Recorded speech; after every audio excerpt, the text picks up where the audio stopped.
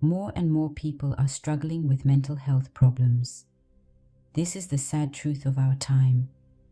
Even the World Health Organization is talking about a global crisis: depression, anxiety, burnout. The list of diagnoses is long, and it's getting longer. But what's behind it? What are the causes of this worrying trend? The answer is complex.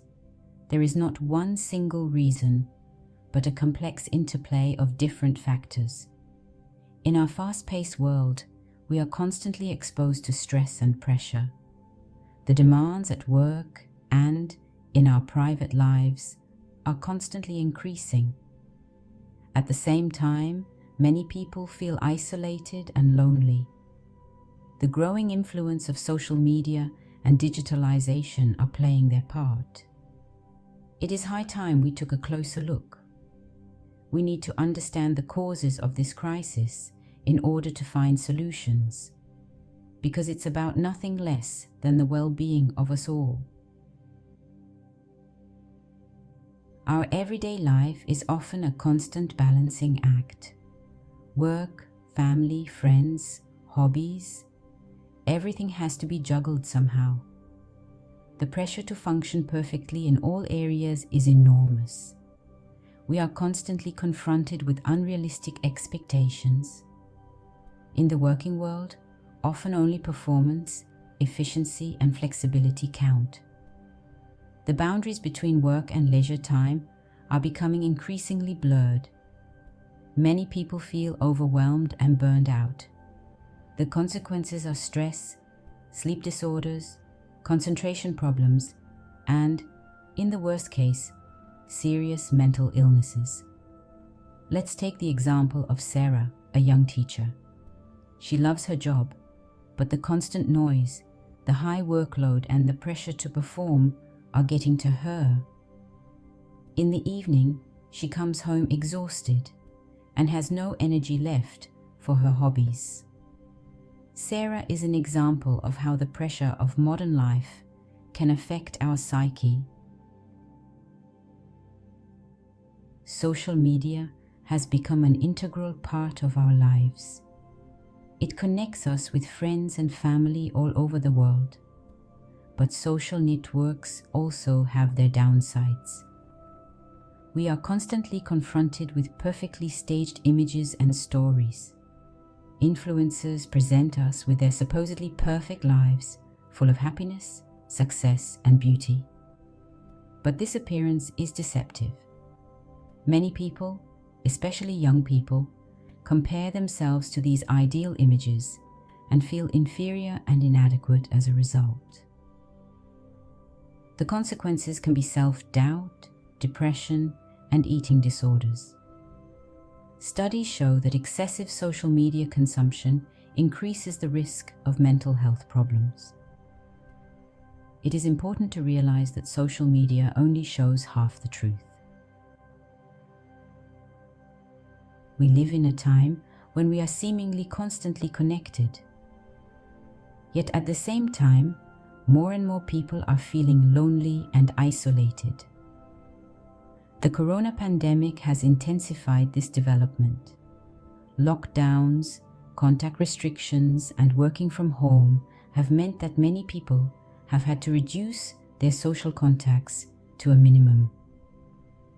Loneliness is not just an individual problem, but a societal one.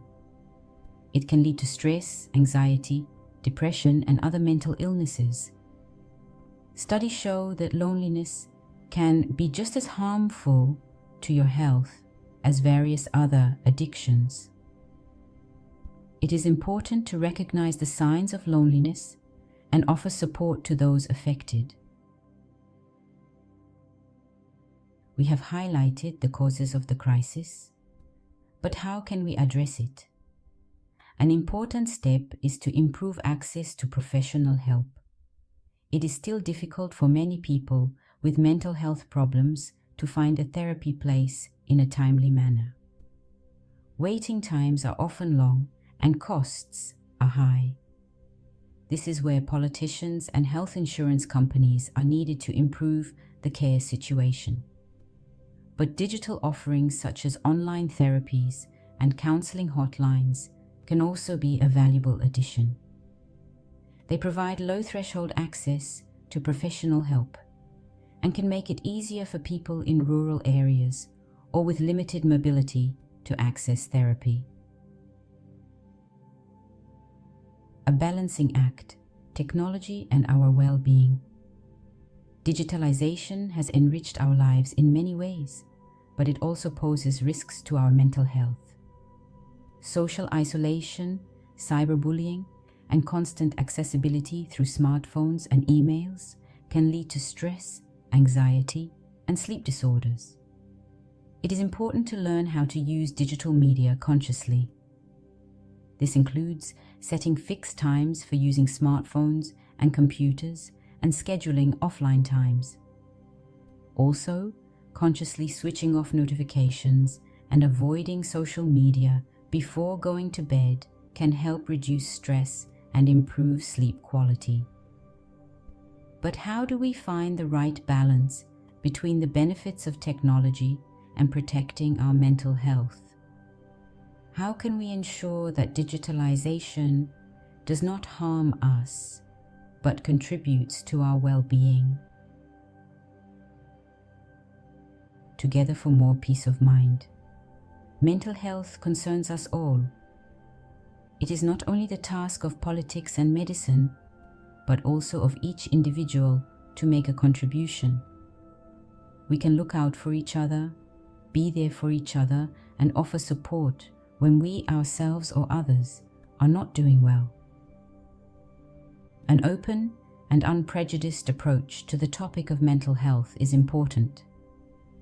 We need to learn to talk about our feelings and seek help when we need it, because shame and exclusion are poison to the soul. The first step, talking and listening. Sometimes the first step is the hardest, but it is important to face your problems and have the courage to talk about them with friends, family members, a therapist, or a self-help group. Equally important is being able to listen.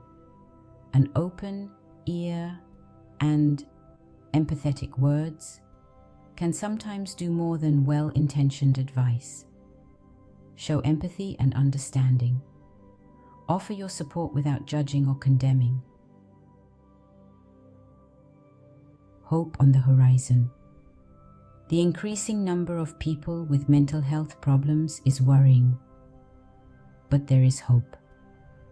By understanding the causes of the crisis, improving access to help, and creating a culture of openness and support, we can work together to ensure that more people can live healthy and fulfilling lives.